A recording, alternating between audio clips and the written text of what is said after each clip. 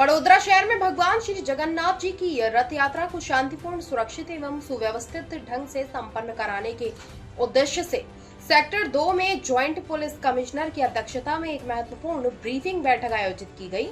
बैठक में रथ यात्रा के दौरान कानून एवं व्यवस्था बनाए रखने, श्रद्धालुओं की सुरक्षा, यातायात व्यवस्था, संवेदनशील क्षेत्रों में अतिरिक्त पुलिस बल की तैनाती तथा आपातकालीन परिस्थितियों से निपटने की तैयारियों की विस्तृत समीक्षा की गई। अधिकारियों को निर्देश दिए गए कि रथ यात्रा के पूरे मार्ग पर सतर्कता बनाए रखें तथा किसी भी प्रकार की अप्रिय घटना को रोकने के लिए समन्वय के साथ कार्य करें। ज्वाइंट पुलिस कमिश्नर ने सभी पुलिस का अधिकारियों एवं कर्मचारियों को अपने कर्तव्यों का ईमानदारी और जिम्मेदारी के साथ पालन करने के निर्देश दिए। उन्होंने कहा कि श्रद्धालुओं की सुरक्षा सर्वोच्च प्राथमिकता है और रथ यात्रा के दौरान यह हर स्तर पर प्रभावी पुलिस व्यवस्था सुनिश्चित की जाएगी। रिपोर्टर खुशी पवार, कैमरामैन वैभव तले। જગન્નાથજીની 45મી રથયાત્રા આવતીકાલે વડોદરા શહેરમાં થવા જઈ રહી છે।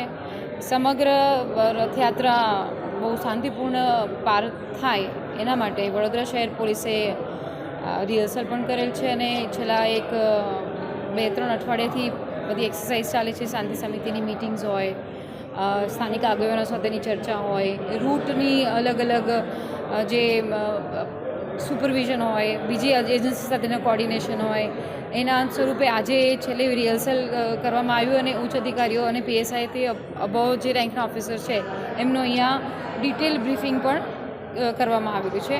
સમગ્ર રથયાત્રા દરમિયાન આવતીકાલે એક જેસીપી કક્ષાના અધિકારી, એક એડિશનલ સીપી કક્ષાના અધિકારી, લગભગ 9 જેટલા ડીસીપી ઓફિસર્સ, એસીપી રેન્કના 12 ઓફિસર્સ, પીઆઈ 44 જેટલા પોલીસ ઇન્સ્પેક્ટર્સ, પીએસઆઈ 67 જેટલા પોલીસ પીએસઆઈ છે।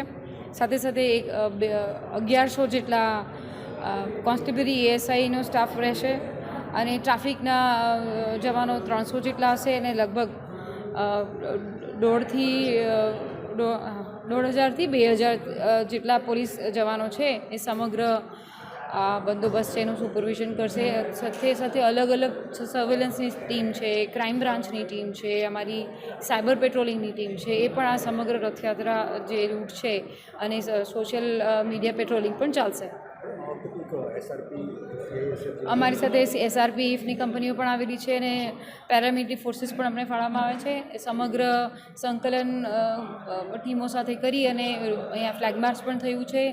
સમગ્ર રૂટ ઉપર ફરતી રિહર્સલ પણ કરવામાં આવ્યું છે અને સાથે સાથે કાલે ટ્રાફિકના મુદ્દા પોઈન્ટ્સ ડાયવર્ઝનની પણ ચર્ચા થઈ અને રથયાત્રામાં જે ભાવિક ભક્તો આવવાના છે એમને સુખાકારી અને એકદમ સરળતાથી આ સમગ્ર જગન્નાથ ભગવાનની રથયાત્રા સંપૂર્ણ રીતે શાંતિપૂર્ણ પાર થાય એના માટે પોલીસે બનતા બધા પ્રયત્નો અત્યારે કરેલા છે।